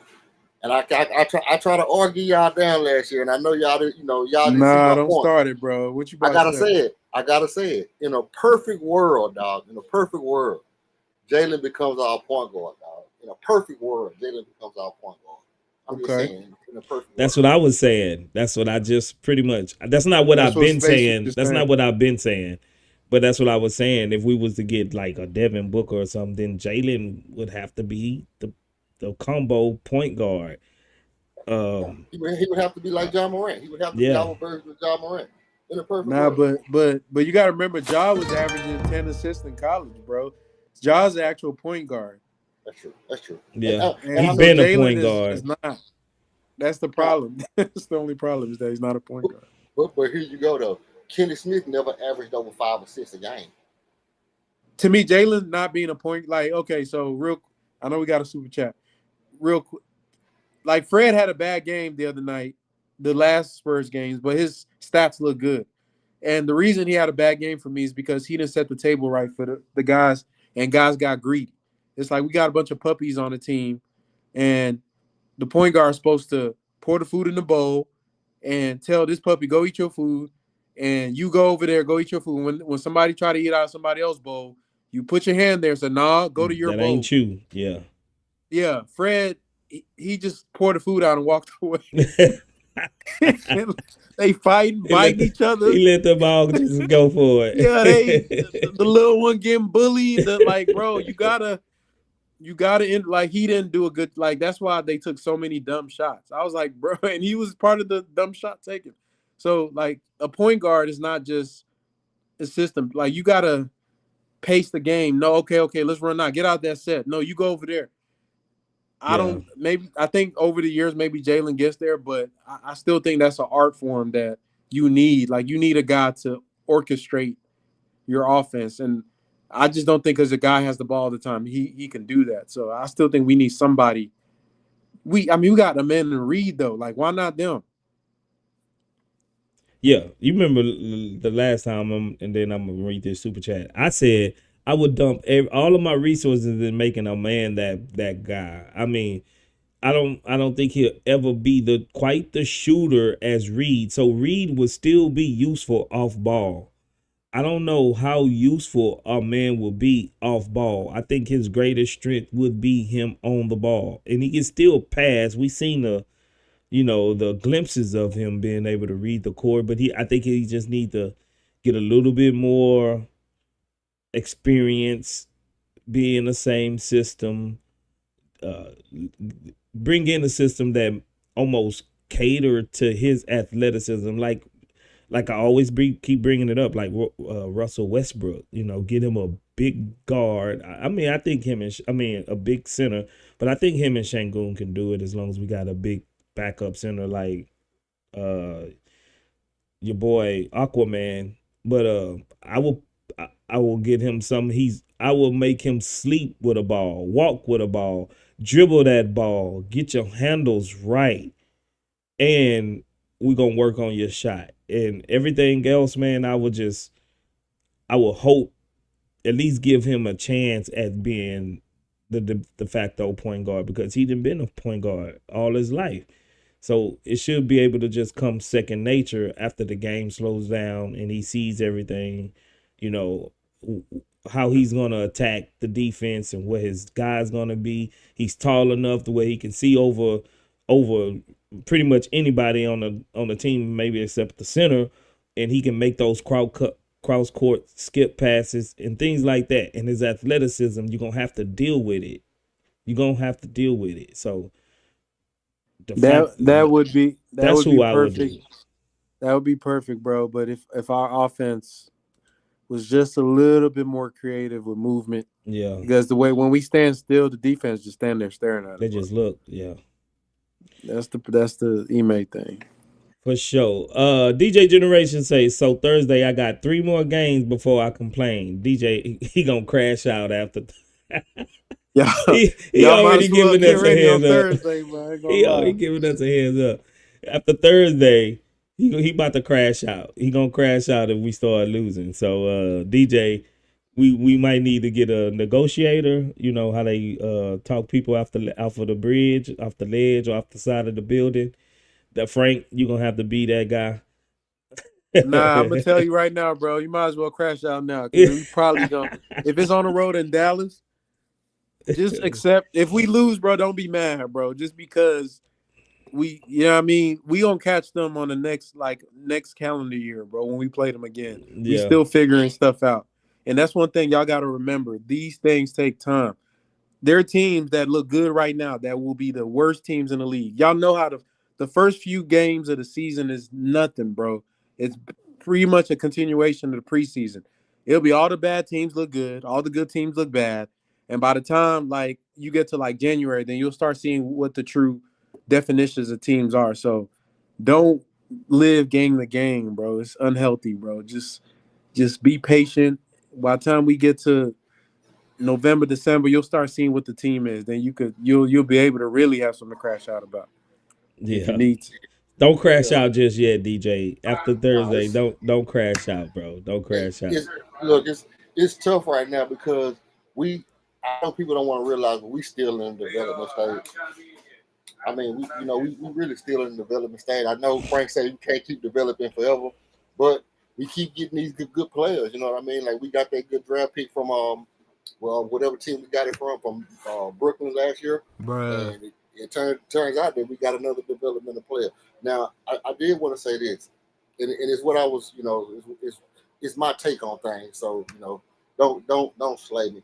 But I don't think Ime is going to last as our coach, because I think overall we don't have we have a defensive team. It seems like some of our defensive players are not good offensive players. And unless Reed Shepherd really comes on strong as an offensive player, we're going to have to move defensive guys and go into an offensive building frame, which means we're going to have to become a more offensively dominated team. And I think in a situation like that, when you got Steve Kerr maybe leaving Golden State, that's when you can think about moving Jalen to a point guard and having Alfred. Imagine Alfred Şengün in Draymond Green's position offensively. How dynamic our team would be. And if we can finally get Steve Kerr or somebody like that to show Jalen where he's supposed to move to on the court in an actual motion or read and react type offense, when Jalen can move around, make the defense move with him and get the ball and then attack from a position where it's only one person really on him. A lot of time when you see Steph Curry get the ball and he's attacking the goal, it's because the centers moved into a position. The power forward is all the way out on Draymond, and there's one guy between Steph and the goal. Imagine if that's Jalen. Imagine if Alfred Şengün is at the free throw line navigating offense and getting ready to make that pass. That's the kind of offense that we really need with the team that we have. And I just don't think Ime is good enough to do it. I don't think he wants to do it. I don't think he wants to run that kind of offense. And I don't think he's capable at this point. I just don't. Bruh. I don't know, bro. I ain't ready to make that that leap yet. But you always on the cutting edge of these hot takes, bro. So if we'll see. We will see. I think his offense do need an upgrade. I think he do need some more motion and all of that. But I doubt if Golden State is gonna just let Steve Kerr walk away. If anything, they're gonna try to get them some. They'll tank before they let that man go, just to try to get him some. But I Some was pictures. sparing y'all from saying Mike D'Antoni come back, but I was trying to spare y'all the heartache of Mike saying Mike D'Antoni, D'Antoni. man, I will Nah. have. Think about it. Emotional We got Reed damage. Shepard, and Reed Shepard could be the next Steve Nash. I mean, it goes together, but I don't think Mike D'Antoni will come back either. But I don't. Mike Nah. D'Antoni's offense is great. Mike D'Antoni's problem is the same as Rick Adelman: is he don't have guys in the position to offensive rebound, and that makes you lose games in the playoffs. And he don't know how to make adjustments. Like, nah, I remember all Nah, this Lord, stuff. just he only Mike D'Antoni. played 7 guys through the whole season, and when we come playoffs, these 7 guys are dead, tired legs. Or man, he ran harder than the ground. Mark Jackson is the guy, dog. I keep telling y'all, man. Free Mark Jackson. Free Mark Jackson, man. Free Mark Jackson. No, man. because When was the last time Mark Jackson coached? that man was coaching when was Pac 2012. still alive, bro? Oh, that was back then. Fox still alive. Mid '90s. He was like in the really early 2000s. I don't know. I think that ship has sailed. Like, yeah, I have seen people try to say stuff about Ime's secure. Ime's not going anywhere anytime soon. So y'all, I think the best scenario is that they hire an additional coach, but I don't see that happening unless he wants it to happen. And to me, he seems like the type of coach that is content with his own philosophy. And before they do anything with the coaching staff, I feel like they'll just make player changes, in my opinion. Yeah. Yeah, that's the most likely. Because if ain't nobody open, really, if ain't nobody out there like prominent coach, then we just pretty much going downhill from Ime. Unless he proves something otherwise, that he got lucky. But I think sitting on the pop so long, I don't think he got lucky. I think he knows the game. You know what I'm saying? It's just, Yeah. I think he Now, got a he- different approach. I think he I don't think he wanna bottle feed his players. I think he want them to figure it out. And while figuring it out, he gonna let them make the mistakes. You know what I'm saying? So I think that's just his coaching style. I don't think he's so anal about having this, and this. He runs his practices that way, but I think he's gonna get a guys a little way, a leeway to figure it out on their own. So in different situations, they'll know how to react instead of just you got to do this, you got to do that. You know what I'm saying? So we'll see, Yeah. and we'll see. No, you right, Ghost. I mean, don't get me wrong, man. He make it win because, like I said, he was my third coaching option.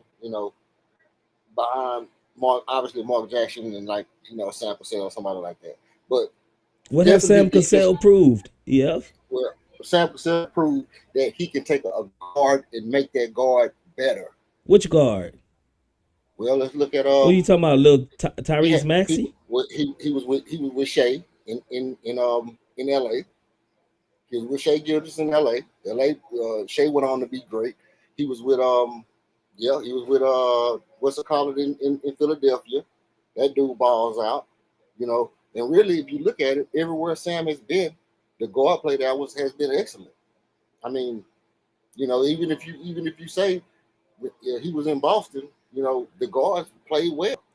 I can say the same thing about little Silas, Steven Silas. That's true. But so I mean, but then He again, developed Steph. He developed Luca. He developed who was that on the Charlotte Hornets? Baron Davis or somebody like that. Silas, but Sam Cassell is also a Houston, legend. You know what I mean? So that's why you want him. That's why you want him. Part of my reasoning. You know what I mean? I always felt like we need to bring somebody to Houston that understands Clutch City, that understands Clutch City legacy, man. I just always felt like that. And I was a heavy Kenny Smith advocate until he said he wanted to be in the front office. And then I just kind of went, okay, let's try Sam. But like I said, Ime can win, and he probably will get us the win. But like you were saying, it's probably going to take a change of players because I don't think he's going to change his philosophy. But it goes to what we was all saying last year. Last stream, you and Frank all said the same thing. If we all can sit here and have a conversation about why Şengün not running more point forward, we got to know Ime has thought this and what's preventing him from taking that step. What is it in his mind that says, if Jaylen needs to score, okay, Jaylen needs to score. You don't want a ball hog on your team. Now, if Jaylen needs to score, how do you get him to score without just running pick and roll with Fred VanVleet? You got to give the ball to Şengün and let Şengün get the ball to Jaylen. That keeps Şengün involved. They keep Jaylen involved, and Fred VanVleet can be off ball a little bit more. So why is it all last year, Jackson, shout out to Locked on Rockets, Jackson started the whole season last year coining the phrase, what he was calling the hub, Şengün, the hub. Yeah, calling the hub of the offense all last year. And we didn't get to really see hub. We got to saw, just bodying people, and he did a great job of that. But we never got to see him as the offensive hub. And I think that's something that Ime could explore. I wonder why he's not exploring it. We might not ever find out, but it's always a great option to think about. It's a philosophical. Every coach has a philosophy on offense and defense and how they like. That's just like if you go look at how Boston plays, it's totally different from how Golden State plays. You can see the coaching trees of like Mike Brown learned under Steve Kerr. So Sacramento plays similar to Golden State.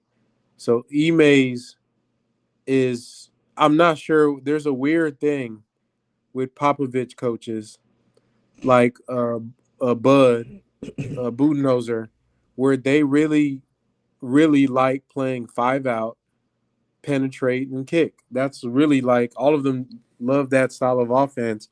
And I'm not sure what diverted from Popovich. But I think, that's the modern offense right now, which is 5 out spacing, a lot of flex pick and roll, get feet in the paint, and then kick out, attack closeouts. But that's not what they came up under. So it's just weird. It's weird to see. And obviously Steve Kerr having a little bit of time with Popovich. I know they're very close. But Steve Kerr's offense is actually a mixture of like 3 different coaches. He took some from Mike D'Antoni, took some from Popovich. So he just merged multiple offenses to create this gumbo. And to me, what makes him a good coach, and this is where I'm seeing that a lot of coaches lack, is that he created the offense not because it's his offense. He created because of the talent that he had.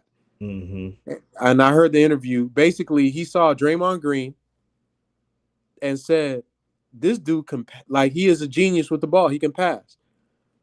Because of that, he took the ball out of Steph Curry's hand, who's the best player on their team, and put it in Draymond's hand and said, Steph, I'm going to make your life easier, but you got to trust me. And Steph won the MVP the next season. Mm-hmm. And they went to the championship. So it's like you got to have that ability. Not saying Ime doesn't, but I still do feel like he has a certain style that he sees, and he's gonna do it. You know what I mean? So, yeah. Yeah, we got us another super chat from DJ Generation. DJ Generation with all the super chats. That's why he's the chat boss. Appreciate you. That's why he's the chat boss. He says no Diddy on MA being anal, flag on the play. Yo. Was that EF said that? No, I said that. Oh Lord. Now there was one you said the other day, bro. You was being serious, so I let you slide. But I forgot what it was. But you slipping, bro. I gotta get back into my chop shop. Yeah, you man, you gotta get your mind sharp, bro. You slipping, bro. I posted something in the chat the other day, and Edo was like, Whoa, Space. Nah, bro. It was I know nobody gonna get this, bro. What about what Mike posted? Did you see that? No, when today? Oh yeah. I'll show you later, bro. It's funny. No, I didn't even pay attention, man. Yeah, man. I'm gonna get up out of here, man. It's going on 1 o'clock, man. I gotta get up in the morning, go to work. But like always, man, we appreciate y'all, man. Come back Thursday after we play the Dallas Mavericks. Hopefully we be celebrating, but more than likely we won't. But y'all come back, man. I appreciate all of y'all for coming through at the Chop Shop. All the links is in the description if you want to, give, or you want to become a member, or the merchandise. All the links are in the description. But we don't ask y'all to buy that, only if you want to. But we do ask that y'all will hit the like button on the videos and on the streams. I think we got up to 75, but we still got over 100 people in here. So hit the like button on your way out. We appreciate y'all for coming through. I'm going to get up out of here, man. Appreciate my boy Frank for coming through. EF, Kato, who else came through? Omni Reality. All of my Chop Shop game, man. If I miss you, I ain't dish you. If I miss you, I ain't dish you. Come back and holler at us Thursday after the game for the post-game highlights and the post-game chop up. Hey, this is gonna be LP breakout game, man. He been rebounding crazy. Keep an eye out for LP this game. Y'all heard it here first from EF Hutton. It's gonna be LP's breakout game. So we'll see EF. Come back so we can revisit this. Appreciate y'all for coming through. Let's get it. Once again, Houston Rockets defeated the San Antonio Spurs 106-101 behind Jalen Green's monster game with 36 points. Hopefully, we'll be here again celebrating on Thursday. Oh, I forgot. The Houston Texans play that good day too. So I'm going to be watching 2 games. I'm going to be trying to watch us and the Texans. So if I miss some things on the Rockets games, just know I'll be watching my Texans play. Don't be mad at me. But I'm going to get up out of here, man. Appreciate y'all. CSGs, we got. Y'all the best fan base on YouTube. I appreciate it. Holla at me. Let's go, Houston Rockets.